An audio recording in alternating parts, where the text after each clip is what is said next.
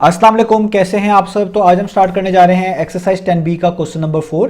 तो मेरे पास ये बुक 1 है जिसको हम D1 भी बोलते हैं और उसका ये अपडेटेड 7th एडिशन यानी न्यू एडिशन मेरे पास मौजूद है।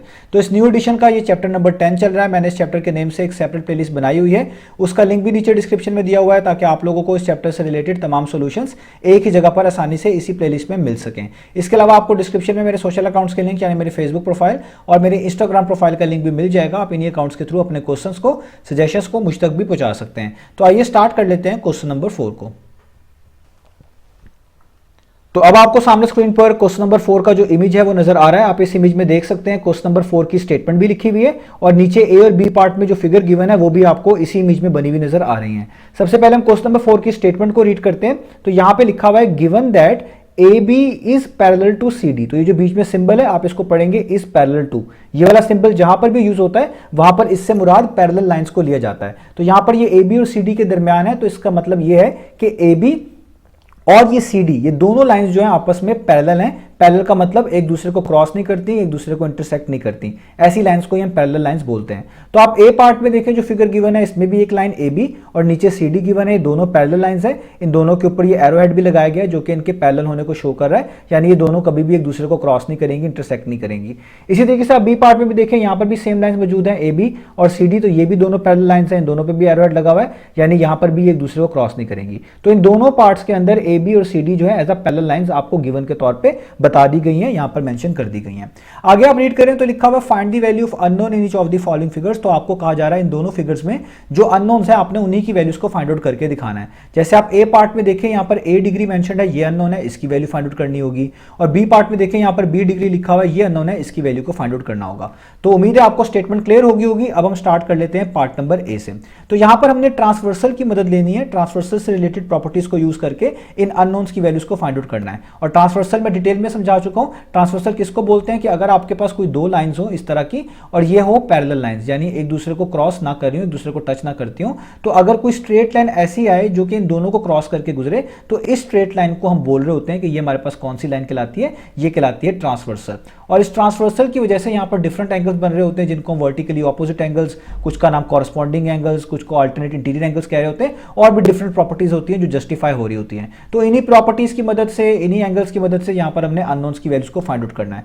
तो अगर हमने यहाँ पर ट्रांसवर्सल यूज करना है तो उसके लिए लाजमी हमें पहले पता हो कि यहाँ पर पैरेलल लाइंस कौन कौन सी हैं और ट्रांसवर्सल कहां पर मौजूद है। तो ऐसे क्वेश्चंस के अंदर हमें कंस्ट्रक्शन करनी पड़ा करेगी। कंस्ट्रक्शन का मतलब आप कुछ साइड्स को या कुछ लाइंस को एक्सटेंड किया करेंगे ताकि चीजों को विजुअलाइज करना भी आसान हो और आपकी जो रिक्वायर्ड अननोन है, जो इसकी आपने वैल्यू फाइंड आउट करनी है, उसको भी आप आसानी से फाइंड आउट कर पाएं। तो यहां पर हम यही करेंगे।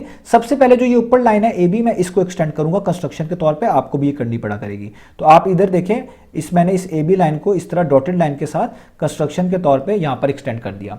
अब मैं खुद से लाइन जो है इस ए बी के पैरेलल कंसीडर कर रहा हूं, जो कि इसके पैरेलल होगी, यानी वो वाली लाइन इस लाइन को क्रॉस नहीं करती होगी, टच नहीं करेगी। और वो कौन सी लाइन है, जो कि ई में से पास होगी। तो देखिए ये लाइन मैं खुद से यहां पर ड्रॉ कर रहा हूं आसानी के लिए, ताकि मैं ई की वैल्यू को फाइंड आउट करूं। तो ये मैंने एक पैरेलल लाइन यहां पर ड्रॉ कर दी, ये इस ए बी के पैरेलल है। तो आपको यहां पर एरो हेड भी लगाना पड़ेगा, ये मैंने एरो हेड लगा दिया, और इसका कोई ना कोई नाम भी रखना पड़ेगा। तो मैं इसका नाम रख रहा हूं पी क्यू, आप इसका कोई भी नाम रख सकते हैं। अब जब मैंने ये वाली लाइन ड्रॉ करी है तो आप नोटिस करें ये जो ए डिग्री मैंने एंगल को फाइंड आउट करना था, इसके दो हिस्से बन गए। एक हिस्सा तो ये ऊपर रह गया जो पी क्यू लाइन के ऊपर है बिल्कुल, और एक हिस्सा नीचे रह गया। तो हम इस ए डिग्री को दो जो है ना हिस्सों में फाइंड आउट करेंगे।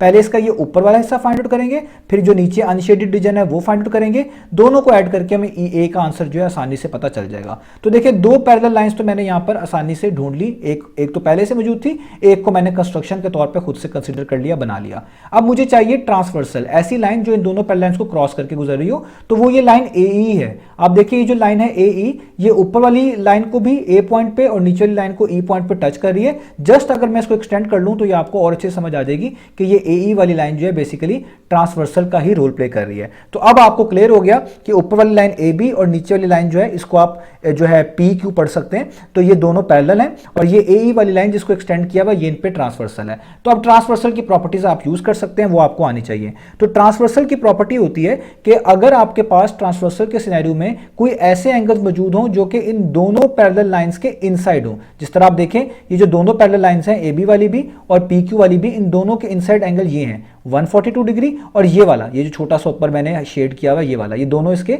इनसाइड एंगल हैं। इसके अलावा वो ऐसे एंगल भी हों जो कि सेम ट्रांसवर्सल के एक ही साइड पर हों। तो देखिए, ये इंटीरियर भी हैं और ये दोनों एंगल्स ऐसे एंगल है जो इसी ट्रांसवर्सल के, जिसको मैंने डॉटेड लाइन से बनाया हुआ है, एक ही साइड पर मौजूद है। ये 142 भी इधर मौजूद है और इसी साइड पर आप देखें ये मिसिंग एंगल भी मौजूद है।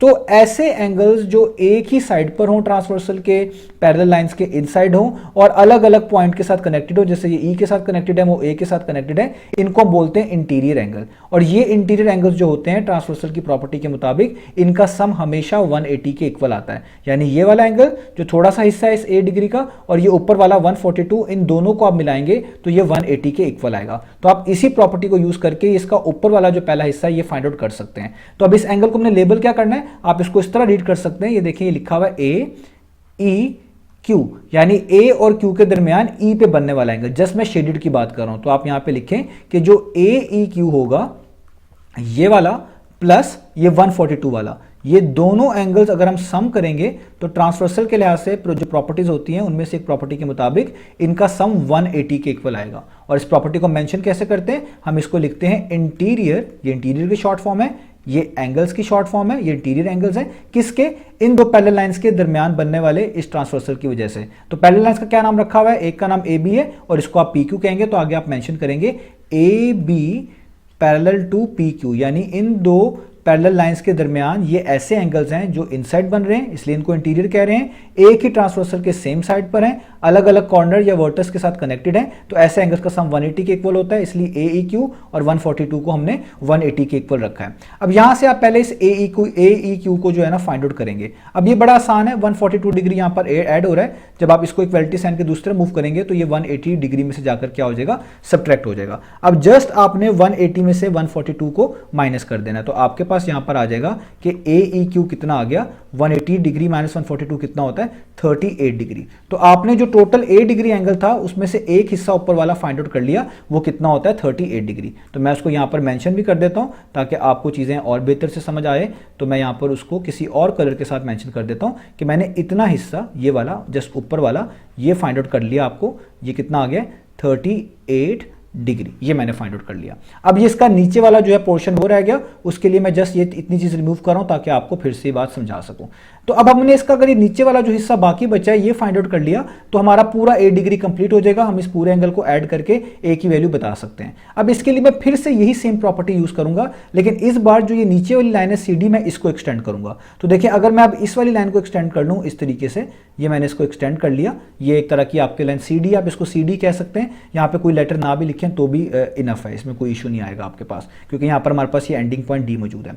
अब आप देखें, इधर PQ और CD ये दोनों एक दूसरे के लिहाज से पैरेलल लाइन है, ये भी एक दूसरे को क्रॉस नहीं कर रही। तो अगर मुझे ट्रांसवर्सल मिल जाए तो अगेन मैं ट्रांसवर्सल की मदद से यहाँ पर इस बाकी बचे हुए A को फाइंड आउट कर सकता हूँ। तो ट्रांसवर्सल ये वाली लाइन का रोल प्ले करेगी, ये वाली लाइन जो है ट्रांसवर्सल का रोल प्ले करेगी EC वाली लाइन। अब देखिए, जो EC वाली लाइन है ये PQ वाली लाइन को भी E पॉइंट पर टच कर रही है और इस नीचे CD वाली लाइन को भी C पॉइंट पर टच कर रही है। तो अगर मैं इस लाइन को भी इस तरह इस डायरेक्शन में एक्सटेंड कर लूँ और नीचे भी एक्सटेंड कर लूँ तो ये आपके पास ट्रांसवर्सल बन गई। इसका मतलब ये लाइन अब ट्रांसवर्सल के तौर पर मौजूद है और ये PQ और CD वाली जो लाइंस हैं ये पैरेलल लाइंस के तौर पे मौजूद है। तो यहां पर भी सेम प्रॉपर्टी यूज होगी। तो आपको देखें, जो नीचे अनशेडेड है जिसको मैं अब शेड कर रहा हूं, ये वाला एंगल और ये 114 डिग्री, ये अगेन दो ऐसे एंगल हैं जो इन दो पैरेलल लाइंस के दरमियान है। जिस तरह ऊपर थे, एक ही ट्रांसवर्सल के एक ही साइड पर है, ये भी साइड पर है, ये भी सेम साइड पर है और वो अलग से E के साथ कनेक्टेड है, ये अलग से C पॉइंट के साथ कनेक्टेड है। तो ऐसे एंगल जो पैरेलल लाइंस के दरमियान हो, एक ही ट्रांसवर्सल के साथ कनेक्टेड हो, उनके सेम साइड पर हो, अलग अलग वर्टस के साथ वो जुड़े हुए हो, जिस तरह भी यहां पर जुड़े हुए हैं, उनका सम 180 के इक्वल होता है, जो अभी भी आपको मैंने बताया। यानी ये 114 और ये वाला एंगल, इसको आप क्या लेबल करेंगे, इसको आप लेबल करेंगे CEQ, यानी C और Q के दरमियान E पे बनने वाला एंगल, ये वाला जो हमारा रह गया है। ठीक है, तो इसका नाम होगा CEQ और ये पहले से गिवन है 114। तो आप यहां पर क्या लिखेंगे, आप लिखेंगे कि CEQ और जो 114 है इनका सम भी 180 के इक्वल आएगा और रीजन सेम होगी क्योंकि ये इंटीरियर एंगल्स बनते हैं दो पैरेलल लाइंस के दरमियान, एक ही ट्रांसवर्सल के एक साइड पे भी हैं। तो आप इनके लिए इसको इस तरह लिखेंगे इंटीरियर, ये इन प्रॉपर्टी का नाम है एंगल्स। आगे लाइंस कौन सी हैं, अब देखें यहाँ पर एक लाइन है पी क्यू और एक लाइन है सी डी, तो आप यहाँ पे लिखेंगे P Q parallel to C D, तो मैं यहाँ पे लिखूंगा P Q parallel to C D. तो मैं यहाँ पर इसको मेंशन कर लेता हूँ कि एक लाइन थी आपकी पी क्यू और उसके पैरेलल थी सी डी, इन दो पैरेलल लाइंस के दरमियान बने पी क्यू और सी डी के। अब जस्ट यहाँ पर आप इनको सॉल्व कर लें तो सी ई क्यू वैसे ही रहेगा, ये 114 डिग्री यहाँ पर ऐड हो रहा है, जब आप इसको इक्वलिटी साइन के दूसरा मूव करेंगे तो ये 180 डिग्री में से जाकर क्या होगा, सब्ट्रैक्ट हो जाएगा। तो अब जस्ट आपने क्या करना है, 180 में से 114 को माइनस कर देना है, तो आपके पास इसका आंसर आ जाएगा सी ई क्यू का वो क्या है, वो है 66 डिग्री। यहाँ पर हैट इसलिए ऊपर लगा रहा हूँ क्योंकि ये एंगल वो है जो सी और क्यू के दरमियान ई पे बन रहा है, इसको हम ऐसे लिखते हैं। तो ये आपके पास आ गया 66 डिग्री। तो देखिए आपने पूरा एक तरह का फाइंड आउट कर लिया, ऊपर वाला ए कितना आ गया 38, और जो ऊपर वाले ए से मुराद है ए का एक हिस्सा, और जो नीचे वाला बचा था ये आपने फाइंड आउट कर लिया 66 डिग्री। तो दोनों आपके पास आ गए। अब अगर मैं आपसे कहूं कि भाई ये पूरा का पूरा एंगल कितना है, ये पूरा का पूरा का नाम ए था, आपको मैं यहाँ पर ये इरेज करके भी दिखा देता हूँ कि अगर मैं अब इसको देख लूँ यहाँ पर, तो ये पूरे का पूरा एंगल का नाम क्या था, ए। ये पूरा यहाँ से लेकर यहाँ तक ए था। तो अगर ऊपर वाला 38 है और नीचे वाला 66 है तो पूरा ए कितना होगा, इन दोनों को आप जस्ट ऐड कर देंगे। तो हमने भी दोनों को ऐड कर देना है, तो आप यहाँ पे लिखेंगे कि जो ए डिग्री है वो इक्वल होगा इस वाले एंगल के जो आपने अभी फाइंड आउट किया, यानी सी ई क्यू के, और जो पहले फाइंड आउट किया था उसका नाम क्या था आपके पास, उसका नाम था ये लिखा हुआ यहाँ पर ए ई क्यू। यहाँ से भी आप देख सकते हैं ये वाला एंगल था जितने को मैं शेड कर रहा हूँ, ए ई क्यू, जो कि 38 था। तो ए ई क्यू, अब ये मिलके पूरा ए डिग्री आपके पास आ जाएगा। तो सी ई क्यू कितना है, वो है 66 डिग्री, और ए ई क्यू कितना था, वो था 38 डिग्री। मैंने आपको भी दिखाया भी, यहाँ पर ऊपर गिवन भी है। अब आप जस्ट इन दोनों को ऐड कर दें, यानी 66 में 38 को प्लस कर दें, तो आपके पास कितना आ जाएगा इसका आंसर, इसका आंसर आ जाएगा 104। तो ए डिग्री का आंसर आ जाएगा 104 डिग्री। तो यही आपने फाइंड आउट करके दिखाना था। तो इस तरह हमने ट्रांसवर्सल की मदद से इस ए की वैल्यू को फाइंड आउट कर लिया। हमने इसके दो हिस्से बनाए थे, पहले हमने इसका जो ऊपर वाला हिस्सा था वो फाइंड आउट किया, फिर बाद में इसका ये नीचे वाला हिस्सा फाइंड आउट किया, और एट द एंड इन दोनों को प्लस कर दिया ताकि टोटल ए के बारे में पता चल जाए, और वो हमारे पास कितना आ गया, 104 डिग्री। तो यही हमने फाइंड आउट करके बताना था। तो यहां पर आपका ये फर्स्ट वाला पार्ट, ए वाला पार्ट फिनिश हुआ। अब चलते हैं हम इसके बी पार्ट की तरफ।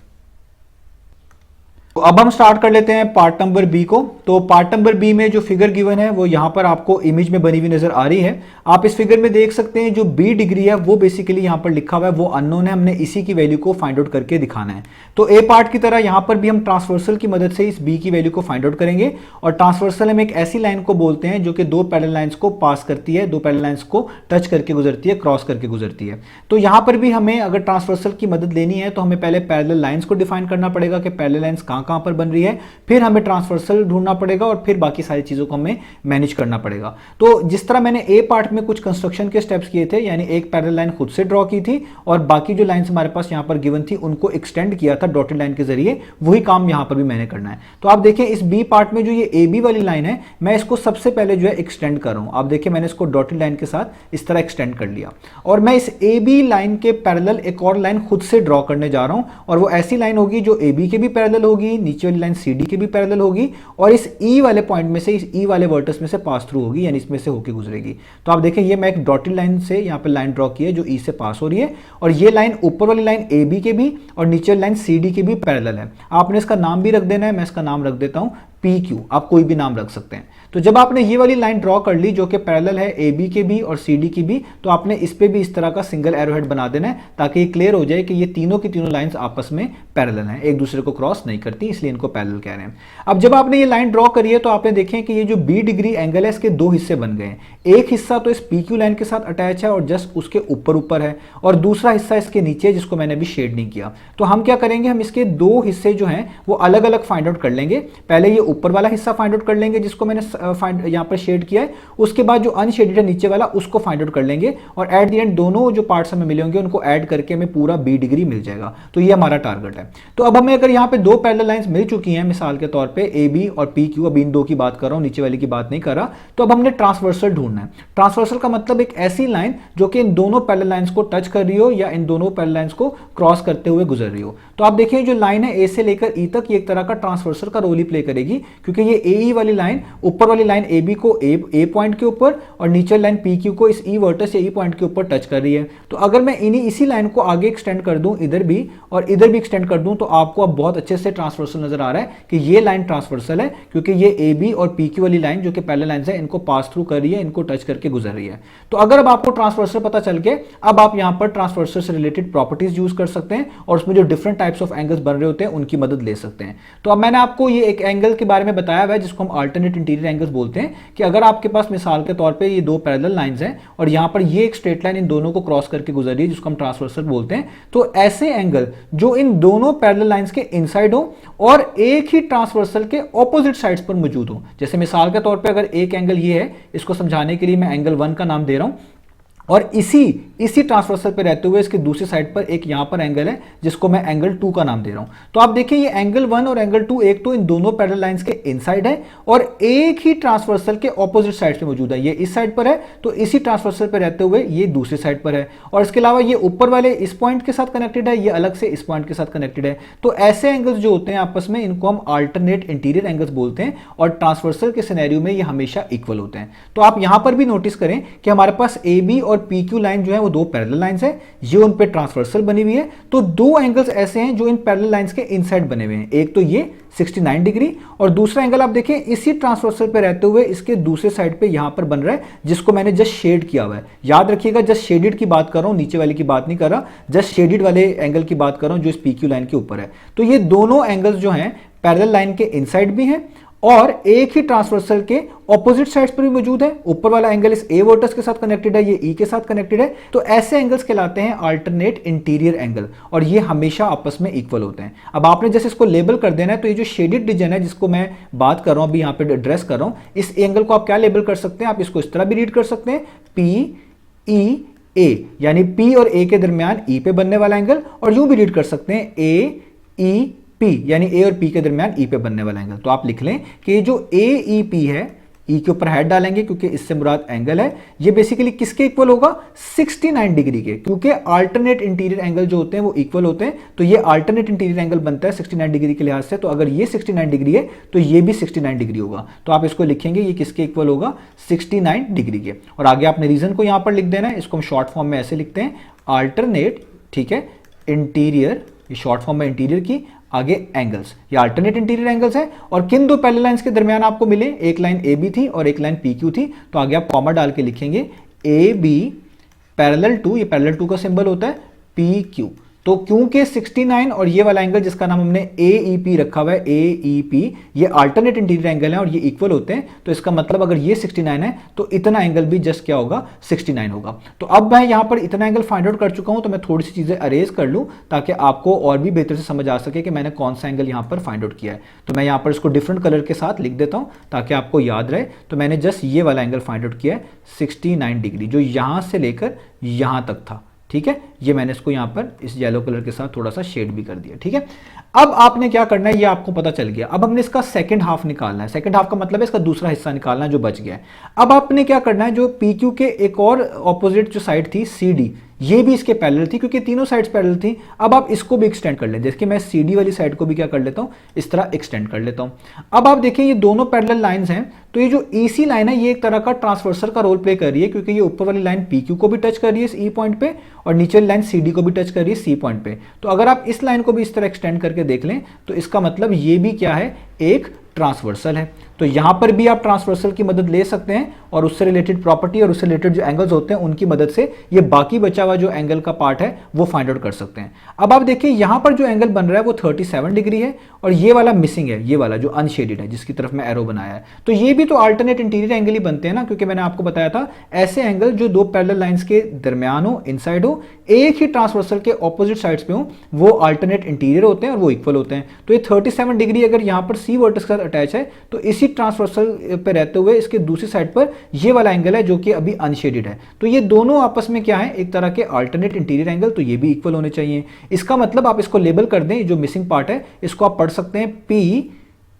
ई सी, या यूं भी पढ़ सकते हैं सी ई पी, दोनों तरीकों से आप इसको रीड कर सकते हैं। तो मैं इसको इस तरह पढ़ लेता हूं, पी ई सी, यानी पी और सी के दरमियान ई पे बनने वाला एंगल आप लिखेंगे कि जो पी ई सी है ठीक है, वो बेसिकली किसके इक्वल है, 37 डिग्री के, क्योंकि PEC और ये जो यहां पर है 37, दोनों अल्टरनेट इंटीरियर हैं, तो अगर ये 37 है तो ये वाला भी 37 होगा। और आगे रीजन आप यही लिखेंगे, अल्टरनेट इंटीरियर एंगल्स। और अब ये किन दो पैरेलल लाइंस के दरमियान है, यहां पे पैरेलल लाइंस चेंज हो गई, ये PQ है और नीचे वाली CD है, तो आप लिखेंगे PQ पैरेलल टू CD। ठीक है, ये भी आपको पता चल गया। अब मैं यहां पर कुछ चीजें रिमूव करता हूं ताकि आपको चीजें और क्लियर हो जाएं कि मैंने कौन सा वाला एंगल जो है वो ढूंढ लिया है। इसका मतलब मुझे ये वाला एंगल भी पता चल गया। ठीक है, ऊपर वाला 69 था और नीचे वाला कितना मुझे पता चला है, ये मुझे पता चला है ये 37 है, 37 डिग्री। तो देखें, ऊपर यहां से लेके यहां तक 69 और यहां से यहां तक 37। तो अब आपको ये पूरा एंगल आप आराम से बता सकते हैं, इस पूरे का नाम क्या था, बी। यानी अगर अब आप इन दोनों एंगल को 69 और 37 को ऐड कर लें तो ये पूरा बी के इक्वल आएगा। तो अब जस्ट आपने इनको ऐड कर देना है। तो ऊपर वाला जो 69 डिग्री था उसका नाम क्या था, उसका नाम था AEP। तो आप यहां पे लिखेंगे कि जो AEP है ये वाला, इसको ऐड कर दें नीचे वाले में, जो नीचे वाला था इसका नाम आपने अभी क्या रखा था, PEC। ये जो 37 आपने निकाला है कि अगर आप इन दोनों को ऐड कर दें तो ये मुकम्मल B डिग्री बन जाएगा, यानी पूरा B डिग्री हमारे पास आ जाएगा। अब जस्ट वैल्यूज पुट करें तो AEP कितना गिवन है, वो गिवन है 69 डिग्री और PEC कितना गिवन है, वो गिवन है 37 डिग्री। तो यानी इन दोनों को मिला लिया जाए, इसके दोनों पार्ट्स को मिला लिया जाए तो हमारे पास पूरा B डिग्री कंप्लीट हो जाता है। अब जस्ट आपने इनको ऐड करना है, तो 69 में और 37 को आप ऐड कर लें तो आपके पास आंसर आ जाएगा 106 डिग्री। तो ये आपके पास B डिग्री की वैल्यू आ गई। आप इसको ऐसे भी लिख सकते हैं कि B डिग्री किसके इक्वल आ गया, 106 डिग्री के। तो यही वैल्यू हमने फाइंड आउट करके दिखानी थी। तो इसका मतलब पहले आपने ये ऊपर वाला B का जो एक पार्ट था वो फाइंड आउट किया जो 69 आया, उसके बाद जो नीचे वाला हिस्सा था ये फाइंड आउट किया, वो 37 आया, दोनों को ऐड कर दिया, दोनों मिलाकर B बनते थे, तो आपके पास B का आंसर 106 डिग्री आ गया। तो इस तरीके से आप ट्रांसवर्सल की मदद से और खुद से कंस्ट्रक्शन करके इन एंगल्स को जो है फाइंड आउट कर सकते हैं। तो उम्मीद है आपको ये दोनों पार्ट्स अच्छे से समझ आ गए होंगे। इंशाल्लाह अब हम नेक्स्ट वीडियो से मिलेंगे बाकी सॉल्यूशंस के साथ।